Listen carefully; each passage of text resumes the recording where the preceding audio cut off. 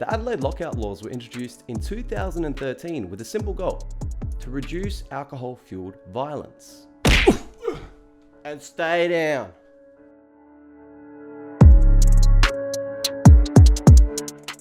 Adelaide's controversial lockout laws are set to stay. There are growing calls tonight for Hindley Street's controversial 3 a.m. lockout to be scrapped for good. It's scenes like this authorities have been trying to stamp out, and Adelaide's lockout laws are seemingly doing just that. It was very simple. At 3 a.m, nightclubs in the city, most of which are on Hindley Street, they're locked, only allowing patrons to leave, but prohibiting entry. This, along with other measures in the code, were put in place with the hope that it will get people drinking less in the city and therefore committing less violence. They also used to have them in Sydney, but kind of got rid of them. Sydney's nightlife could soon be revived, with the Premier flagging the divisive lockout laws could be relaxed in the city centre. We've lost over 170 venues and we've really taken a hit to Sydney's image here and around the world. So yes, it's about time. I do think we need to step it up in terms of our nightlife, and this is a good time to look at that, given it's been 5 years since the lockout laws came into play. So here we are, more than 10 years later. Sydney abolished them, but we kept them. Is that because it worked? Well, I've looked into this very question for the past few months, and I found that the answer is a very solid, we don't know. So if we wanted to check if it worked, how would we do that? Personally, when I research, I like to look at facts and statistics, so let's start there. And a great source of facts and statistics specifically on this issue is the submissions around this issue. Yo, wait up, Chris, what's a submission? Hey Google, what's a submission? Parliamentary committees, or simply put, the government, usually ask for people's views and experiences when they inquire into different issues. Remember, we do live in a democracy. That is a good thing. If you ever want to have your say on an issue that the government is looking into, like the lockout, you're more than free to share your ideas and experiences with them. This is called making a submission. The good thing about submissions is they do a lot of the work for us. A lot of them are written by respected government, academic, or business groups, and they've got the resources and insights to make really good arguments. So, I read all 18 submissions, and I've gathered all the facts and all the stats, all the relevant ones, to basically assess, to the best of my ability, have these lockouts worked? Here's some of the best evidence mentioned, and I'll show you where I got it from. Authorities say since patrons were banned from entering venues after 3, crime and disorderly behaviour has reduced, and alcohol-related presentations to the Royal Adelaide have almost halved compared to 7 years ago. So this statistic was thrown around a few times, and that obviously came from the Royal Adelaide Hospital. Unfortunately, if you do want an update to these numbers, you do have to order them from their data team. There was also another statistic showing that the Women's and Children's Hospital experienced a 5.1% decrease in assaults per year from 2012 to 2017. An SA poll put out one saying that during 2015 there were 311 offences against the person, but this decreased to 245 in 2022. So if the lockout helped contribute to this, what's the issue? Well, there is one issue. Correlation is not causation. That's true. Let me explain. Just because two things line up or two events trend with each other, it doesn't necessarily mean that they caused each other to do so. It could be coincidence or simply just other events or things that are causing them to trend together. Let me give you some examples. When it's hot, that causes people to buy ice cream. It also causes people to get sunburnt. So ice cream and sunburn can be correlated, but they don't cause each other necessarily. A few other examples I found is the divorce rate in Maine, a state in the USA, is actually highly correlated with per capita consumption of margarine. Another one is ice cream sales versus shark attacks. Similar to our summer example, I don't think ice cream causes shark attacks. Or a number of people drowned in falling into a pool, and films that Nicolas Cage appeared in. Kinda correlated. Or something else like Royal Adelaide admissions being almost halved. Was it due to the lockout? Or are they just correlated? So, if we want to be honest about this lockout, we have to check if there is a causal relationship between the lockout and what was reported in the news. Knowing this, do you remember the submissions I mentioned? When I first contacted our lovely Premier, which by the way, have you noticed every East Side mum has just started loving Labor out of nowhere? I wonder why. No idea. What could that be? Even some of the Liberal blokes I know are just like, yeah, he's alright, you know. He plays footy and stuff. He's alright, no homo. What everyone just has to realise is Labor's just better in so many policy levels. But that's another video.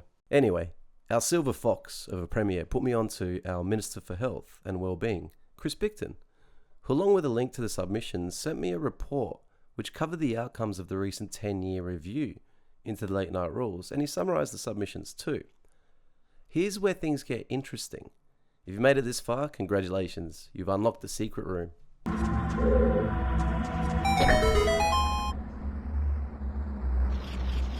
Overall, the report sold the lockout very well, but funnily enough, the majority of the public is against it. Check this out. In relation to whether survey respondents supported the late night code continuing, 46% of the industry were supportive, 38% were not, whilst 30% of the community were supportive, but 55% of the community were not.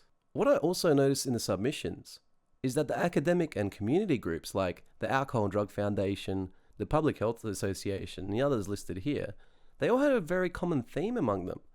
And while it was mentioned in the review outcome report, I didn't get the impression that our government really wanted it to be highlighted too much. What was that theme, you ask? Personally, I think the ADF, or the Alcohol and Drug Foundation, an evidence-based organisation, put it the best. Finally, the current review of the code is significantly limited by a lack of appropriate data and evaluation. It is difficult to judge the effectiveness of the code and its provisions while there is limited evidence about its operation. The code contains numerous provisions which may each be more or less effective in mitigating alcohol-related harms. Without an appropriate data set to measure the outcomes of the code, any review is severely limited. Appropriate indicators would include harms data, including police interactions, ambulance call-outs, hospitalizations, and other alcohol-related incidents, as well as data concerning licenses, types, breaches, prosecutions, and variations, or terminations, etc. This would be best designed in consultation with government and non-government stakeholders who are able to provide expertise on which measures would be most appropriate. Basically, it was clear that we do not have the measures in place to assess whether this 3 AM lockout worked or not. Also, we don't have the retrospective data, so we can't even compare today to the time before the lockout. Long story short, we don't know if it works. And if we really wanted to, honestly, we would have to start again. Then I noticed another theme.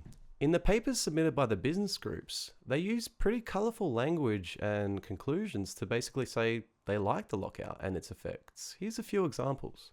One of the major changes to the Hindley Street precinct in recent years is an increase of high-quality large hotel and accommodation developments, in particular Sofitel, Mayfair Hotel, and the Holiday Inn. No longer is Hindley Street dominated by late-night entertainment venues, and therefore there needs to be a fair balance. Well, sorry, Adelaide West End Association, Hindley Street's one of our few entertainment precincts left. Do you mind promoting a multinational hotel somewhere else? Here's another one. In many instances, we had to offer compensation to unhappy house guests. Of greater concern, many unhappy guests don't complain but vent their frustration on social media, which no doubt impact future potential bookings and business reputation. And you get the picture. So do the lockouts work? Well, like I said, unless we be honest with the data capture and start all over again, we don't have any way of knowing. The business and property groups seem to think they work for some reason, but when are they honest? Truthfully, we don't know. Even the headline figures I mentioned earlier, they start to crumble when you start to look at what is happening today. Do you remember this statistic? There's also been a significant drop-off in violence spilling out of venues, along with arrests, fines and antisocial behaviour, so a decision's been made to keep the rules. Look at what the Unlock Adelaide submission put forward. They made the point that there was a downtrend for 3 years before the lockout anyway, and it has come back to roughly where it was. I wonder what the stats look like today. Well, Unlock Adelaide did that too, and I actually did a little update to this too. So please fact check my data analysis, but my figures were roughly in the same ballpark as yours, and funnily enough, they are increasing. Now, there is an issue with our own data. We are looking at the overall crime in the city, and SA Poll have a bit more granular data on whether that crime was in the vicinity of Hindley Street. But guess what? Unlock Adelaide mentioned, SA Poll won't share the updated data with them. SA Poll, if you're watching, why not? It would help. Now, I want to end this here. I don't want to make any strong conclusions because I know as much as you do, There is no evidence that it works, but property groups want to keep them because it's nicer for guests and reasons. But truthfully, we don't know if the lockouts work. I want to take a step back and look at what are we doing? What do we want in our entertainment districts? Lockouts, or should we strive for, dare I say, a rich entertainment culture? I don't know. What do you guys think? I know what I think, and that is one of the submissions I read led me down a rabbit hole, and it got me to a bulletin written for the Law Society. This bulletin was written by a bloke who frankly I want to buy a beer for, responsibly. Let me read you the best parts. The other powerful consideration in this debate is publican and patron autonomy. South Australia is often branded a nanny state for its overprotective tendencies and supposed propensity for unduly interfering with the personal freedoms of the people. There is obvious merit in trying to reduce alcohol-related crime, and the state government should be commended for its endeavours in this regard. However, any strategy introduced to achieve this goal must be careful not to go too far and become an instrument of injustice. The lockout laws are sound in principle, but they ultimately punish the innocent many for the brainless actions of a few. Consider the hospitality worker or musician who finishes up at 3 a.m. and seeks to catch up with friends in town. I used to do that. Consider the harmless clubber who desperately seeks to use the toilet so as to avoid relieving themselves in public and committing an offence against public order. And what about the sober and placid towngoers, or those who can capably drink and stay out late without becoming violent? What about the clubber who temporarily exits the club after 3 a.m. to grab a breath of fresh air, or take a phone call, or to help a friend obtain a ride home? These people are the overwhelming majority. That's us. We're the majority that did absolutely nothing wrong. We need to look at both sides honestly. We can't lose ourselves in the sauce. So, can anyone really say they've worked? I think right now you can only be biased. Kind of like how Sky City is exempt from the lockout, and they got fines for laundering $45 million, and how gambling isn't ever really talked about in the late night code. That makes me biased against the Cass. I think that one can be causally justified though. Let me actually finish here. One more extract from that bulletin. Mark, if you're out there, hit me up. I want to buy you a drink. Great article. Of greatest importance, however, is the need to address our deep-seated drinking culture. Heavy drinking is a norm that we inherited from our British colonial ancestors, and it persists stronger than ever today. We drink to celebrate and commiserate significant events in our lives, and to garner acceptance within social networks. It is a part of who we are as Australians. Unfortunately, we typically see no harm in drinking to excess, except when it's too late. Changing this mindset is an extremely difficult task requiring communal effort. But it must be done if all factions of society are to openly accept the lockout laws. Indeed, if we changed our general attitude to alcohol, we may not need lockouts at all. Personally, I think we should scrap the lockouts and focus on the elephant in our room, our culture. We're not going to fix it with unjustified lockouts. What I think we should do is scrap it all and just start again. Why do we build bridges that lead to Sky City, who've been quite the rascals lately, but we lock our youth out for bad behaviour? Doesn't really make sense. So this and many other reasons is why I will keep fighting to abolish this lockout. I want policies around clubs to make sense and to improve culture, not to restrict it. I honestly believe that we can go from a nanny state to a cool 24-hour city that knows how to party. We had the biggest main room in the Southern Hemisphere not too long ago. Let's not lock ourselves out of potential future opportunities like this. We even recently saved the Cranker from being closed down too. Now is the time. Quick bonus update. Chris Picton did get back to me regarding the data capture issue. He basically said that they want to prioritise health and essentially won't look into it, which is understandable, but I want them to know I'll keep going. I'll keep spreading the message. I'll tell people that Hindley Street is locked down for no reason. I'll keep writing to our MPs asking why this policy was set up to fail. And most importantly, I'll keep you guys updated. Thanks for watching.